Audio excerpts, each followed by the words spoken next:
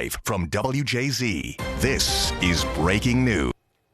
And we come on the air with that breaking news we have been following for hours now. A 7-alarm warehouse fire raging in West Baltimore, drawing out hundreds of firefighters. And at this hour, it is a desperate fight to keep those flames from spreading any farther. Welcome to the news at 11, everyone. I'm Rick Ritter. We know that warehouse is situated between some row homes right on North Benelo Street, and then there's actually Amtrak tracks in this area as well that cut right through West Baltimore. So because of that, some people have been asked to leave their homes temporarily tonight, and Amtrak service has now been paused between Baltimore and D.C. We do have live team coverage at 11 o'clock tonight. Derek Beasley is tracking some showers that may help firefighters get a handle on the situation. But we begin with Tara Lynch live on your corner, the first reporter live on scene tonight. And Tara, what are you seeing and hearing at this hour?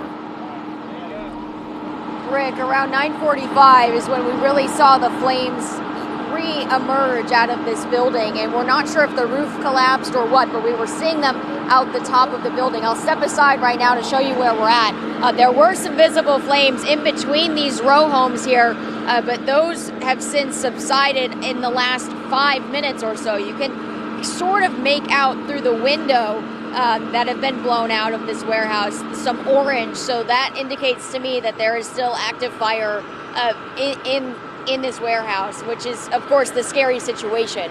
We got here, the smoke was a little bit thinner, not as dark, and then 2 hours later, we saw visible flames out of the roof, very dark and heavy smoke. These firefighters have been on the roofs and on the ladders here for the past hour and a half, going on 2 hours, trying to go from the top down here. It's basically a surround and drown type of situation, trying to get as much water as possible. And you mentioned some of the logistical challenges here. We're on the west side of this building.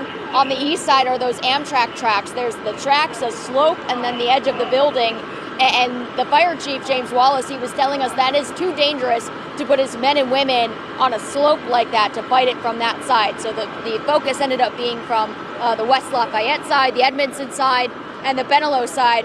And there's a lot of smoke blowing in our direction now as well. We did hear from the fire chief a little bit ago, who talked about the challenges and why they're removing people from their homes now to fight the fire for Benelo Street.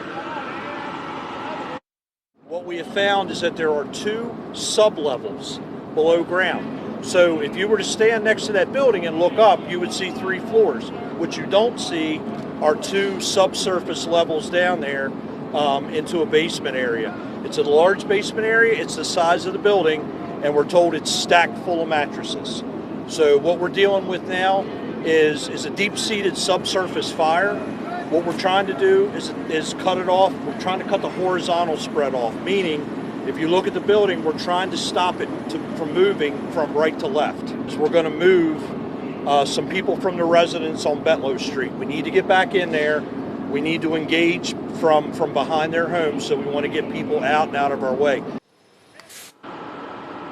And this warehouse is very large. It extends from Edmondson Avenue on the south end all the way to Lafayette on the north end. So it is a very large building.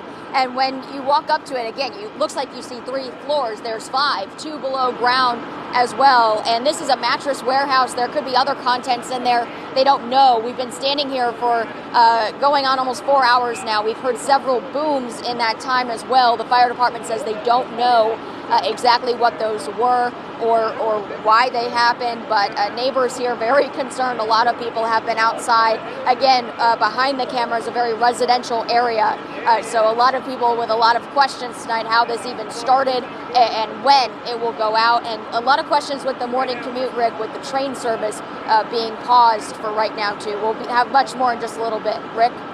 Yeah, so many things at play here, Tara. Also important to note these people not being evacuated from their homes. They're being asked to leave temporarily so firefighters can gain better access to get those flames out. And that picture looks much better than what we saw an hour ago. Those flames shooting into the top of your screen, if you will, because it did explode in size, going from a 2-alarm fire to what is currently a 7-alarm fire tonight. And as we take a live look from our harbor cam showing the size of the smoke plume, you can see some of the flames underneath of that smoke.